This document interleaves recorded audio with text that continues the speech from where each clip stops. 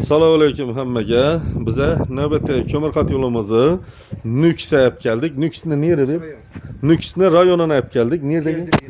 Kerder elatına olib keldik. Bu ağamız bizlere akşam qat yo'li zakaz berdi. Bugün xudo xolasa ekib topshirdi. Bu qat yo'limiz 200 kvadratdan 300 kvadratgacha. Xudo xolasa inshi xonadonini qizdirib beradi nasib etsa. Kime şuningdek qatorli xizmatlari kerak bo'lsa, ekranda nomerlarga bog'lanaverasizlar. Bu elatimizni akşam yine iki qat yo'l dastlabki etib keldik. Shu akşamını görüp bugün xudo xolasa yine dastlabki etib oldirdilar bir qat yo'lni.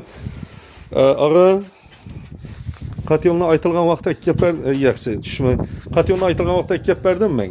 Keldi ava. Kecha zakaz berdik. Bugün saat 3'ga keldi. Esağı inşi qat yo'la xudo xolasa 1 yilgacha garantiya, nov kamisi bo'lsa, bemalol murojaat etaverasiz.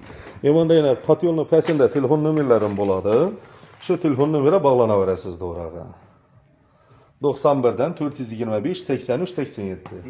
Kime shuningdek qat yo'lli xizmatlari kerak bo'lsa, ekranda nomerlarga bog'lanaverasizlar. Bu yerda xudo xolasa yana ikki qat yo'l dastlabki etib kelganmiz. Shu qat yo'llar ham bu qat yo'l bilan birga 1 yilgacha kafolatini berib ketamiz endi. Sog' bo'linglar, salomat bo'linglar.